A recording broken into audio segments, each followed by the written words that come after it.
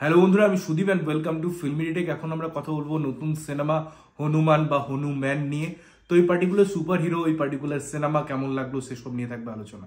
দেখুন, এই সিনেমাটা বেসিক্যালি একটা সিনেমা নয়, একটা ইমোশন। লাস্টে যখন হনুমান চল্লিশা থিয়েটারে বাজে, একটা আলাদা অনুভূতি, আলাদা ফিলিং তৈরি হয় এবং সেই সব বিষয়গুলো আছে। আজকে যখন আমি একটা সিনেমা দেখতে বসি এবং যখন মাইথোলজিক্যাল তার ট্রিটমেন্ট বা মাইথোলজিক্যাল রেফারেন্স খোঁজার চেষ্টা করি, এবং in and out mythological cinema নয়, শুধু রেফারেন্সের কথা বলছি, যেখান থেকে একটা ক্যারেক্টার, একটা নতুন যুগ, সেখানে হনুমানের যে একটা একটা প্রেজেন্স, বা আমরা যে মাইথোলজিক্যাল রেফারেন্সে জানি যে যারা এখনো বেঁচে আছে কলিযুগে, যাদের অমরত্ব প্রদান করা হয়, তার মধ্যে অবশ্যই হনুমানজি আছেন। তো সেই জায়গাগুলোতে এই সিনেমাটা একটা আলাদা হিস্ট্রি ক্রিয়েট করে, আলাদা জায়গা, আলাদা অনুভূতি, আলাদা ফিলিং ক্রিয়েট করে। তো এখানে গল্পে আমি যদি কথা বলি, বেসিক্যালি একটা গ্রাম যেখানে একটা ছেলে জন্মায়, তার সাথে একটা ইনসিডেন্ট হয় এবং সে বেঁচে যায়। তারপরে কিছু লোক তার খোঁজ করে এবং তারপরে ঘটনাগুলো ঘটতে থাকে, তারপরে স্টেজিং হতে থাকে, তারপরে মারধার হতে থাকে, তারপরে গল্প এগোতে থাকে। তো এই ধরনের গল্প যখন আমাকে প্রেজেন্ট করা হয়, যখন আমাকে এই ধরনের গল্পের মধ্যে নিয়ে যাওয়া হয়, তখন যেটা সব থেকে ইম্পর্টেন্ট হয়ে দাঁড়ায় সেটা হচ্ছে এই গল্পটার রিলেভেন্স। এবং যখন আমরা রিলেভেন্স নিয়ে কথা বলি, তখন এটাও ইম্পর্টেন্ট হয় যে আমি যে রেফারেন্সটি ইউজ করছি সেটা কতটা ভালোভাবে আমার কাছে ফুটে উঠছে, কতটা ইজিলি আমি কানেক্ট হতে পারছি।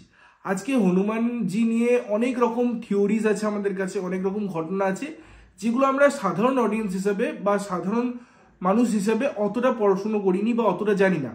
যেটুকু আমরা তার সম্পর্কে জানি সেটা রামায়ণের প্রেক্ষাপট হোক বা তার পরবর্তী কিছু সময় হোক, কিছু ইন্ডিভিজুয়াল স্টোরি হোক, সেগুলো আমরা জানি।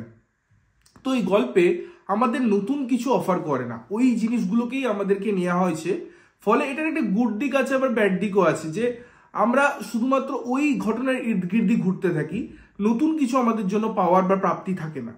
এই গল্পে যে আমি যদি তার ডিজাইনিং বা ফ্লোয়ের কথা বলি, গল্পটা সেখানে যখন এই ব্লেন্ডিংটা তৈরি করেছে দুটো সময়ের, বা পার্টিকুলার আমি যদি কাজের কথা বলি, সেটা দারুণভাবে ওয়ার্ক করে।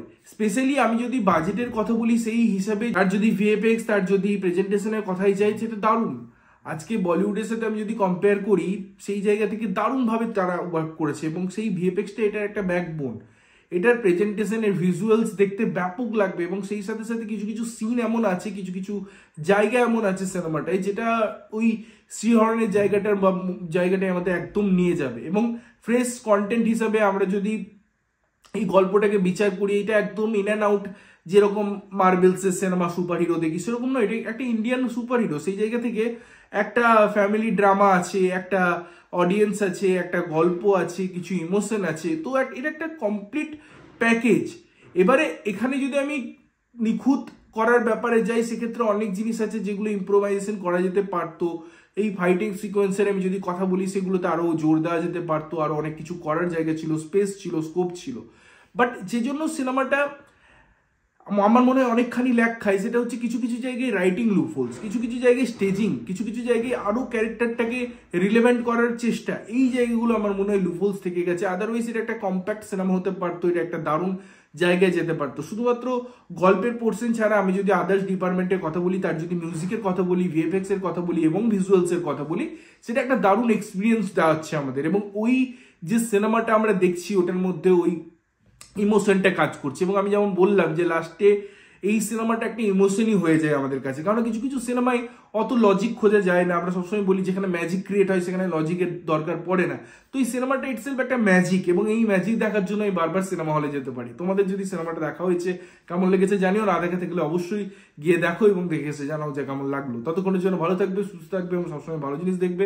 চ্যানেল যদি প্রথমবার দেখছো, লাইক কমেন্ট শেয়ার করতে হবে, সাবস্ক্রাইব করতে হবে, যাতে প্রত্যেকটা নোটিফিকেশন তোমাদের কাছে পৌঁছায়। ততক্ষণের জন্য টাটা।